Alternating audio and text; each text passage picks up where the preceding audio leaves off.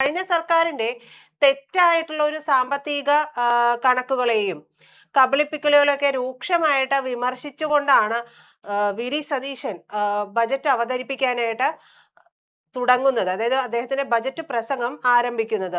മുൻ ബജറ്റിലെ യഥാർത്ഥ കണക്കുകൾ എന്താണോ അത് മറച്ചു വെക്കാനായിട്ട് കിഫ്ബിയുടെയും മറ്റ് പൊതുമേഖലാ സ്ഥാപനങ്ങളുടെയും ഒക്കെ കണക്കുകൾ ഉൾപ്പെടുത്തിയിട്ടാണ് കബളിപ്പിച്ചു കൊണ്ടിരുന്നത് എന്ന ആമുഖത്തിൽ തന്നെ കുറ്റപ്പെടുത്തുകയും ചെയ്യുന്നുണ്ട്.